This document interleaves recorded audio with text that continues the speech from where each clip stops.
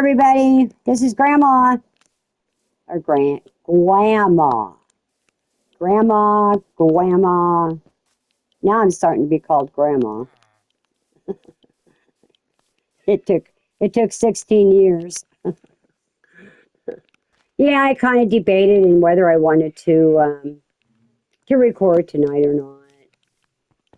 You know, from the last videos, the last what four,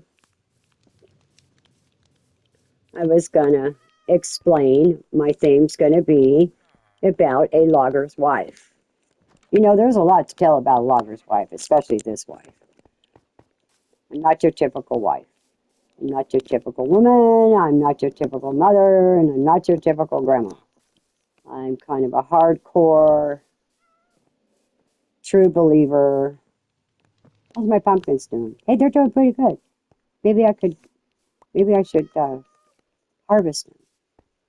The melons, let's see. No, they still need to grow.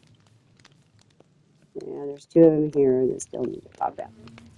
So I was kind of wondering or debating, thinking, because I'm a thinker, how I was going to start this. Here's this old woman playing a game. Told you I was going to give her life, a little few words on a logger's wife. Well, I met my husband to be when I was 15. And it, I went to a party with a couple of other girls from high school, of course. We were in ninth grade. See, what did I do here? Let's take you over here because I did do some stuff over here. Let's go to Grey Eagle. So anyway, they talked me into going to a party. And it's like, I don't want to go to a party. Why can't we just hang out? And they were really shocked because they thought I was this wild girl, which I kind of was. I said, okay, let's go. So we went, and it was kind of a teenage party. These guys, there was a bunch of guys there. There wasn't too many girls. There was a lot of guys. And all hanging around and drinking and having a good old time. And so I kind of walked in and seen this guy sitting on the couch. Had a great smile, healthy teeth, dark curly hair.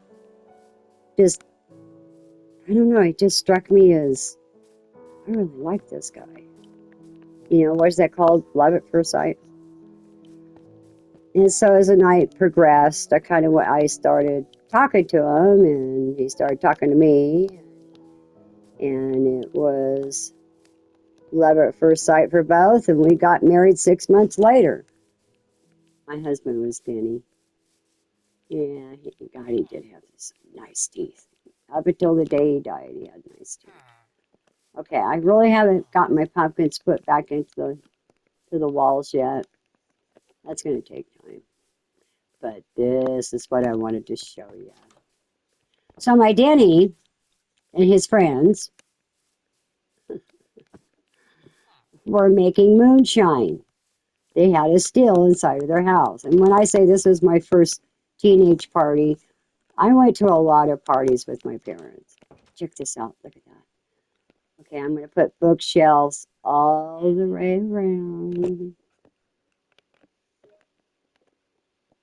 I don't quite have 15, but I have one more to get.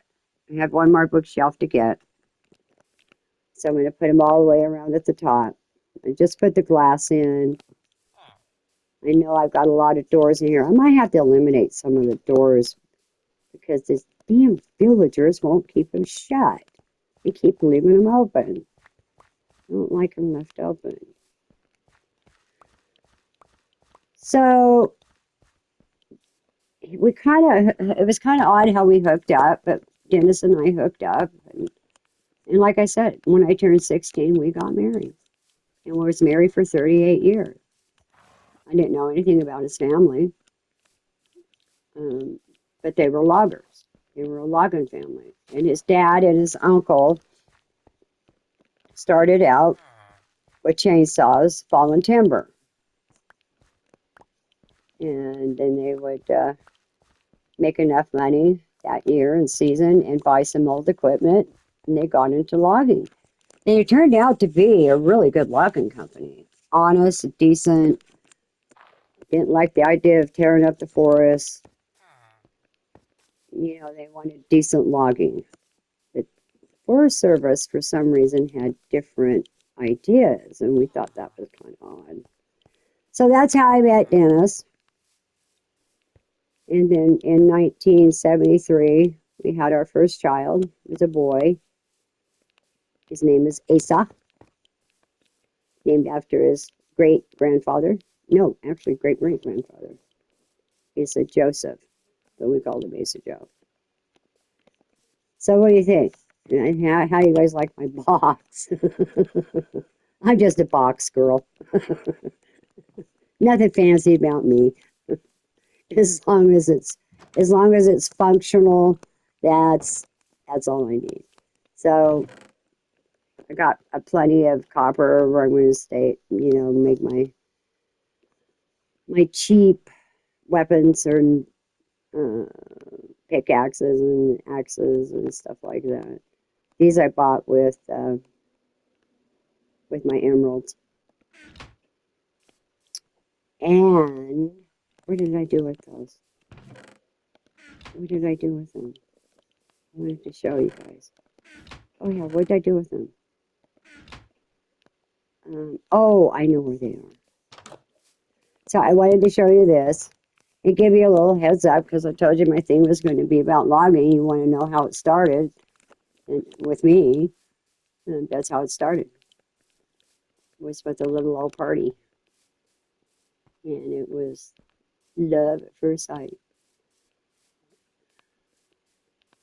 So when his parents found out about me, they weren't too happy because I was a canyon kid. I wasn't a prestigious name in the realm of our county.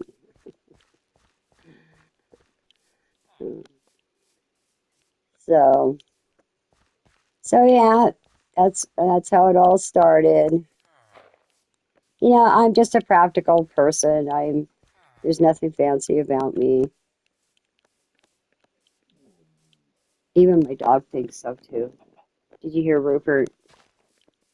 You guys are gonna hear cars and stuff going by because I live pretty close to a frontage road to the highway. Oh shit! Don't step in that, Karen, because it'll ruin it. Yeah, if you step in the water and then you step on the vegetables, it damages them, and then you have to rehoe it. So yeah, so I know a little about, and the reason I know about gardening is because I taught myself.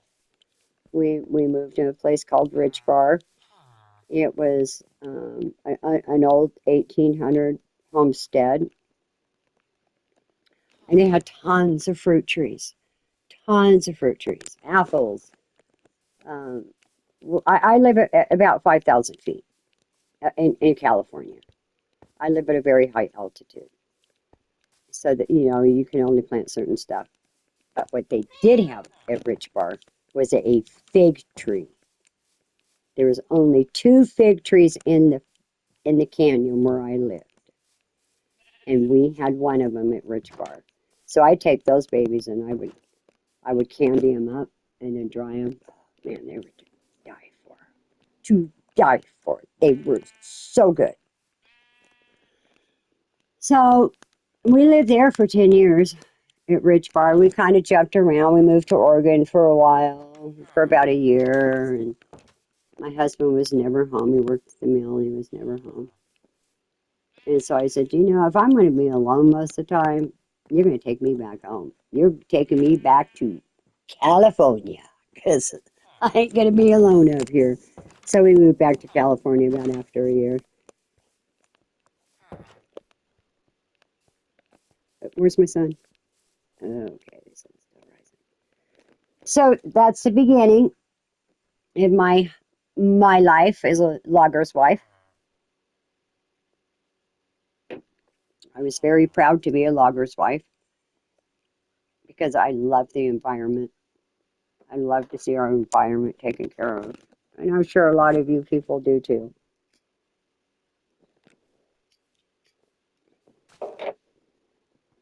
But a lot of people don't know how to take care of the environment because they've been lied to. I'm not going to lie to you. I'm not a liar. And I don't pretend. And I'm not fake. Hey, that looks pretty good.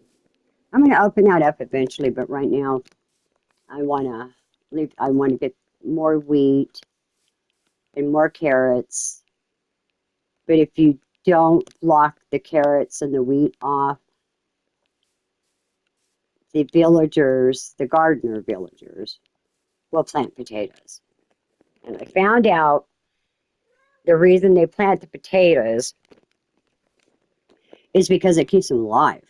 If you don't feed them, if you see them just standing there and their heads are down like that and they're just moving, they need food.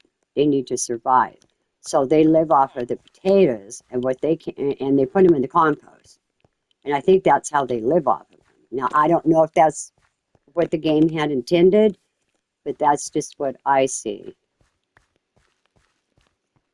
And then when I get enough potatoes, then I feed like leather, the leather guy. Um, um, what's the other one called? My brain don't work, so be patient with me. Um, where you get your tools and your swords and your pickaxes and all of them, and you feed them when you get enough potatoes, and it takes a lot of potatoes to feed them. But you got to keep your villagers healthy. If you don't keep your villagers healthy, your village doesn't stay healthy. You don't put them in cages. You don't lock them up so they'll stick around. If you come up and feed them and take care of them, they will love you forever. So let's feed this guy. This feeds him. This feeds that villager. I'll call them the gardeners. I'm just going to call them gardeners.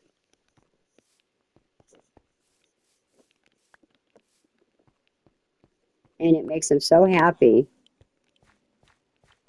And the reason I make the progress like this, um, by keeping my villagers healthy, is because I sleep every night as much as I possibly can. Later on the game, who knows, I might not be able to do that because I might change it up. Oh, look at that, a pink sheep. Oh, I do have my shears. Look at that. I got my shears. I got a pink sheep. Watch this. Okay, where are they? Got pink. He's going to eat right away, and then I'm going to get more pink. Let's let him move. He's got to move around, kind of follow him.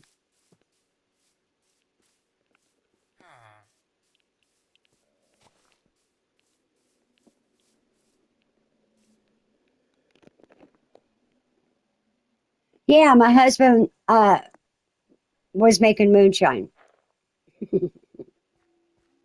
What year? 1971. Because we married in 1972. Had our son in 1973. Little Asa. Well, maybe I should just leave him alone, let him do his thing.